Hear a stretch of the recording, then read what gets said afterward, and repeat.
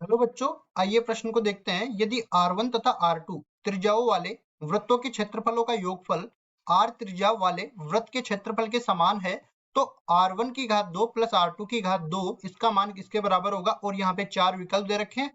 चारों विकल्पों में जो सही विकल्प होने वाला है उसका चयन करना है। प्रश्न को हल करने से पहले इसकी मुख्य अवधारणा के बारे में चर्चा कर लेते हैं। मुख्य अवधारणा, अब यहाँ पे देखो, वृत्त की बात करी गई है तो वृत्त के बारे में सारी जानकारियां हम लोग दे लेते हैं।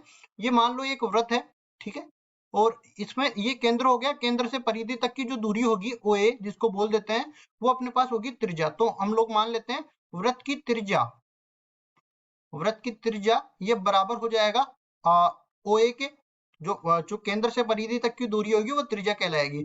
अब वृत्त का क्षेत्रफल की मैं बात करूं, वृत्त का क्षेत्रफल ये बराबर किसके हो जाएगा? देखिए, बराबर हो जाएगा पाई गुणा में जो भी त्रिज्या आएगी हम लोग बोल देंगे त्रिज्या आएगी उस पूरे का वर्ग हो जाएगा। इस तरह से निकालते हैं। अब देखिए, तीन वृत्त अपने को बोल गए हैं, ठीक है। दो वृत्तों के क्षेत्रफलों का योग तीसरे वृत्त के क्षेत्रफल के समान दे रखा है, तो दो वृत्तों को हम लोग बना लेते हैं। देखिए, यहाँ पे ये अपने पास पहला वृत्त हो गया, वृत्त नंबर 1। ये दूसरा वृत्त हो गया, वृत्त नंबर 2, ठीक है। और ये तीसरा वृत्त हो गया, वृत्त नंबर 3। दिखने पर समान दिख रहे हैं लेकिन त्रिज्या अलग है, तो वृत्त के क्षेत्रफल भी अलग अलग हो जाएंगे। और इसमें देखो, ये केंद्र है O1 और ये अपने पास A1 बोल दिया। ये केंद्र है O2 और ये जो बिंदु है इसको A2 बोल दिया। इसी तरह ये केंद्र है O3 और इस बिंदु को बोल दिया A3। अब देखिए, इनकी त्रिज्याएं भी क्या क्या दे रखी है, हमें प्रश्न में ही दे रखी है। इसकी R1 है, इसकी R2 है और तीसरे की R है। अब इनके क्षेत्रफलों का योग देखिए इस तरह से मान लेते हैं। मान लो कि ये जो बिंदु है, ये इन बिंदुओं को हम लोग अलग अलग कर देंगे।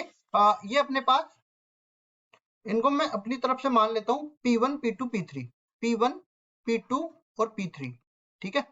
अब देखिए यहाँ पे इसकी त्रिज्या दे रखी है, त्रिज्या A, यहाँ पे हम लोग बोलेंगे इसकी त्रिज्या है R1, इसकी त्रिज्या है R2, इसकी त्रिज्या है R।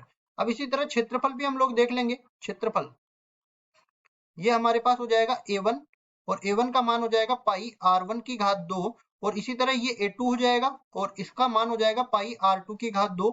ये अपने पास A हो जाएगा, इसका मान हो जाएगा पाई R की घात 2। अब हमें दे रखा है प्रश्न में, प्रश्नानुसार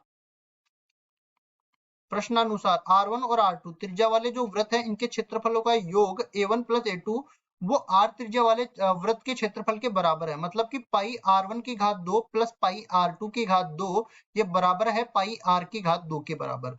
अब देखो, पाई सब में से उपनिश लेके काट सकते हैं, तो अपने पास R1 की घात 2 प्लस R2 की घात 2 बराबर हो जाएगा R की घात 2, ठीक है। और इसी का मान तो हमें पूछ रखा था, तो ये मान किसके बराबर आ गया?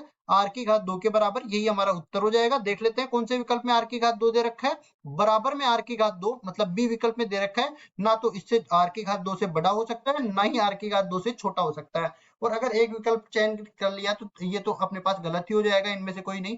तो डी विकल्प बिल्कुल सही उत्तर हो जाएगा। आशा करता हूँ ये सवाल आपको समझ में आया होगा। धन्यवाद।